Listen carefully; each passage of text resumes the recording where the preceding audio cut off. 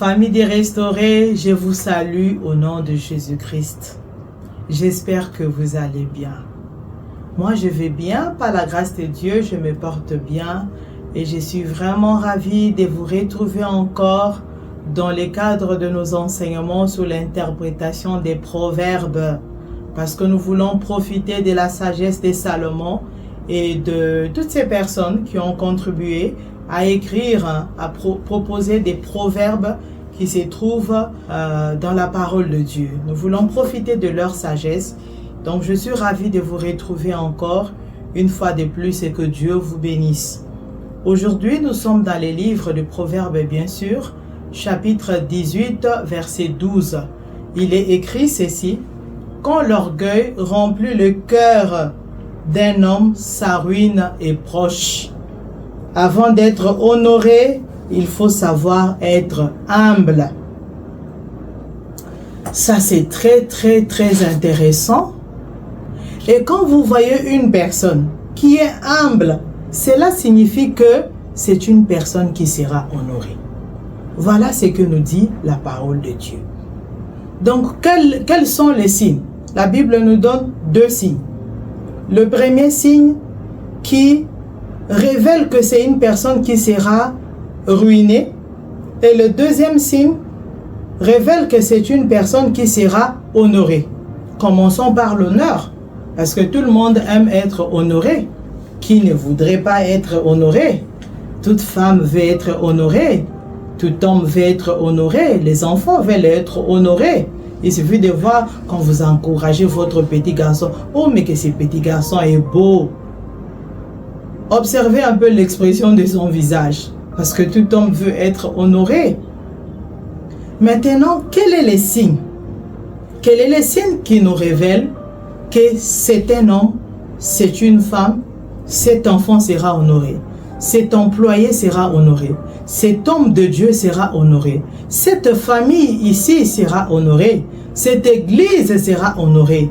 Le signe, c'est l'humilité. Un couple qui sera honoré, on reconnaît ce couple-là par l'humilité. L'humilité, bien sûr, de l'homme et de la femme qui constituent ces couples-là. Une femme humble, un homme humble, qui n'hésite pas à dire « Pardon chérie, pardonne-moi mon amour, je sais que j'ai mal fait, je sais que je me suis mal comporté, pardonne-moi ». Ça, c'est un couple qui sera honoré. C'est un couple qui va prospérer. C'est un couple qui ira de l'avant. Comment reconnaître une famille qui sera honorée? Bien sûr, c'est l'humilité. Quand on voit de l'humilité, on trouve l'humilité. Dans cette famille, on sait que c'est une famille qui sera honorée. Parce qu'il y a des familles où vous entrez dans la maison et vous ne savez pas qui est grand frère, qui est petit frère, qui est grande sœur, qui est petite sœur. C'est qui les chefs de la famille, on ne le respecte même pas. Les filles parlent très mal à leur papa.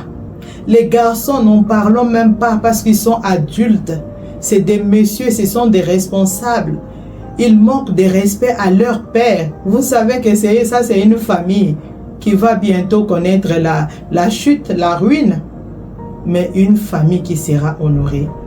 On reconnaît cette famille-là par l'humilité. Une église qui sera honorée est reconnue par son humilité. Vous trouvez que les membres de l'église sont humbles. Vous trouvez un grand monsieur qui est directeur général, mais il sait que devant Dieu, je ne suis rien. Et que tout ce que j'ai, c'est la grâce de Dieu. Que c'est que je suis la position que j'occupe aujourd'hui dans la société, mais c'est Dieu. C'est une église où vous trouvez des personnes humbles.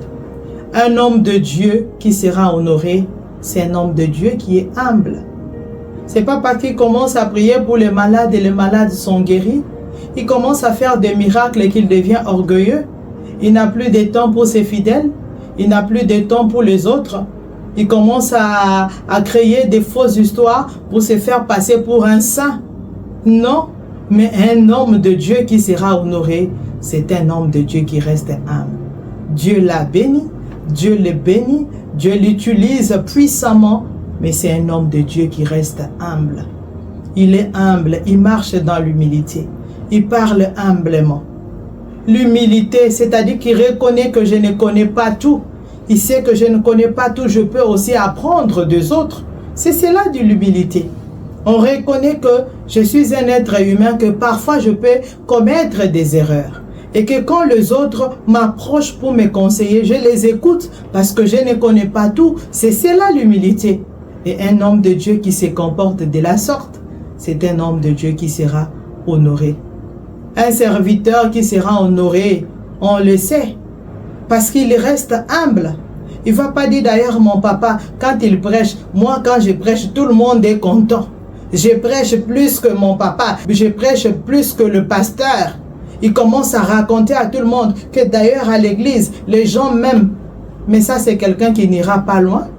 On sait voir qu'il n'ira pas loin, que sa chute est proche, que sa ruine est proche.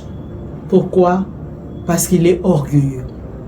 Mais un serviteur qui sera honoré et qui deviendra demain un grand serviteur de Dieu, qui sera demain un vase d'honneur utilisé par Dieu pour de grandes œuvres, on le reconnaît par son humilité. Un enfant qui sera honoré, on le sait parce qu'il est humble. C'est un enfant qui est humble. Ce n'est pas un enfant qui crie devant ses parents. Aujourd'hui, nous avons des enfants qui pensent que parce qu'ils ont 18 ans, ils connaissent déjà la vie. Maman crie et elle aussi crie. Maman parle et lui aussi parle. Papa parle, il parle. Vous ne pouvez pas me parler ainsi. Je suis un adulte. Je suis à l'université. Mais ça, c'est un enfant qui n'ira pas loin. On sait que c'est un enfant qui n'ira pas loin. Dans sa vie, non. Parce qu'un enfant qui ira loin, c'est un enfant qui est humble. Il est béni de tous. Même les mamans du quartier les bénissent. Disent ces garçons-là, ira de l'avant. Un garçon humble. Maman, bonjour. Qui salue avec respect. Pas avec arrogance, mais avec respect. Il peut être issu d'une famille riche, mais il reste humble. Face à ses collègues, avec les autres, il reste humble. Pourtant, il vient d'une grande famille. Pourtant, ses parents ont beaucoup de moyens. Mais c'est un garçon, une fille qui reste humble. On sait que c'est un enfant qui va réussir dans sa vie, qui ira loin et qui fera de grandes choses, qui va impacter sa génération parce que c'est un enfant humble. Un employé qui sera honoré, il est humble. Il commence quelque part et il ne sabote pas les autres. Il ne manque pas de respect aux autres parce qu'il a beaucoup de diplômes, parce qu'il possède beaucoup de diplômes. Il est plus instruit que les autres. Il a étudié à l'étranger. Il a beaucoup de diplômes. Il connaît beaucoup de choses. Il commence à manquer de respect à ses aînés, à ses supérieurs. On sait que c'est un employé qui n'ira pas loin. Sa ruine est proche. Quel est le signe pour reconnaître la ruine? C'est l'orgueil. Quel est le signe pour reconnaître l'honneur, l'élévation, le succès? C'est l'humilité. Restez humble, bien-aimés dans le Seigneur. Même si le Seigneur vous a béni, même si vous avez beaucoup de moyens, même si vous avez beaucoup de diplômes, même si vous avez beaucoup d'emplois, beaucoup de voitures, même si vous avez un très bon emploi, vous avez plusieurs maisons, vous avez un grand patrimoine, restez humble et le Seigneur continuera à vous bénir. Et vous continuerez à progresser. Pourquoi? Parce que vous êtes une personne humble. Le deuxième point pour reconnaître la ruine, comme je venais de dire, c'est l'orgueil. Quand l'orgueil remplit le cœur d'un homme, on sait que cet homme-là va bientôt chuter. Une femme qui devient orgueilleuse, elle n'ira pas loin. Chères sœurs, il y a des femmes qui ont même étudié dans le mariage. Elle a épousé un monsieur gentil et ce monsieur reconnaît les capacités de sa femme. Et il dit après 5 enfants, il y a des femmes qui ont repris les études après 5 enfants. Il dit non mais ma femme est très intelligente, elle doit aller à l'université. La femme étudie, elle finit ses études, elle trouve un très bon emploi. Et parfois dans la vie, il y a des choses qui arrivent, des imprévus de la vie. Le monsieur se retrouve à la maison sans emploi, avec peu de ressources, mais la femme est bien positionnée dans la société. Elle travaille quelque part, elle gagne beaucoup d'argent. elle commence à critiquer son mari. Elle commence à manquer de respect à son mari. Cette femme qui pouvait se réveiller à 3 heures du matin pour faire le foufou à son chéri, non, mais elle ne peut plus parce qu'elle est maintenant très occupée. Elle est maintenant très occupée. Elle est maintenant une femme importante dans la société. On sait que c'est une femme qui n'ira pas loin. Chères sœurs, restez soumises à vos époux.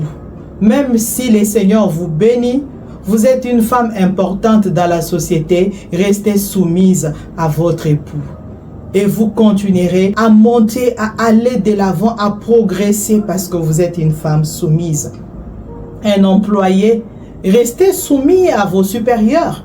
Même si vous connaissez ce que vos employés ne connaissent pas, même si vous avez de grandes connaissances, vous les dépassez en diplôme, en connaissances, en je ne sais quoi, mais restez soumis à vos supérieurs. Et vous allez voir que quand une promotion va arriver, ça sera vous. Quand un poste supérieur sera vacant, l'on proposera votre nom. On va dire, ça c'est un petit humble. Il faut qu'il soit élevé, qu'il soit promu. Ces postes-là lui conviennent. Pourquoi? Parce que c'est un petit humble. C'est une fille très humble. Ces postes-là lui conviennent. Pourquoi? Parce que vous êtes une fille humble, un garçon humble. Vous avez des grands diplômes, vous avez de grandes connaissances, mais vous restez humble. Les enfants, restez humbles.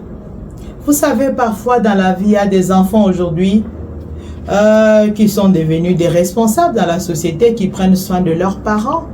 C'est pas parce que tu prends soin de tes parents aujourd'hui que tu vas leur manquer de respect. Ce n'est pas parce qu'aujourd'hui c'est toi qui paies le loyer de tes parents. Ce n'est pas parce que c'est toi qui envoies de la nourriture à tes parents. C'est pas parce que c'est toi qui envoies des habits à tes parents que tu vas leur manquer de respect. Ce sont tes parents. Ils restent tes parents. Tu peux être riche, tu peux être aujourd'hui une femme respectable, un homme nanti dans la société, mais reste humble et respecte tes parents. Les serviteurs de Dieu, même si le Seigneur vous utilise, soyez humble. Et quand vous êtes humble, votre élévation arrive. Mais lorsque vous commencez à devenir orgueilleux parce que Dieu vous utilise, vous allez chasser votre onction. Et vous verrez que le Seigneur a beaucoup d'enfants. Il a beaucoup d'enfants. Le corps du Christ est vaste. Il va vous retirer sa grâce. Pourquoi? Parce qu'il résiste aux orgueilleux. Il le dit clairement dans sa parole. Il fait grâce aux humbles, mais il résiste aux orgueilleux. Que Dieu vous bénisse. Nous allons prier. Seigneur, nous te rendons 2 actions de grâce. Nous te disons merci aujourd'hui parce que tu nous as parlé de l'orgueil et de l'humilité. Seigneur, nous voulons être humbles. Nous optons pour l'humilité. Nous faisons le choix d'être humbles afin de continuer à progresser dans notre vie et d'expérimenter, de vivre la vie que tu nous as réservée. Parce que nous avons reçu Jésus dans nos vies. Nous allons jouir de notre vie. Mais tu veux que nous restions humbles. Seigneur, nous avons besoin de toi. Nous qui étions déjà plongés dans l'orgueil, brise-nous, Seigneur. Que l'humilité pénètre nos cœurs. Nous chassons l'orgueil de nos cœurs au nom de Jésus. Aide-nous, Seigneur. Après avoir écouté cette parole, nous voulons marcher dans l'humilité. Au nom de Jésus, nous avons ainsi prié. Ainsi soit-il. Amen. Que Dieu vous bénisse, bien-aimés. Prenez soin de vous et à la prochaine.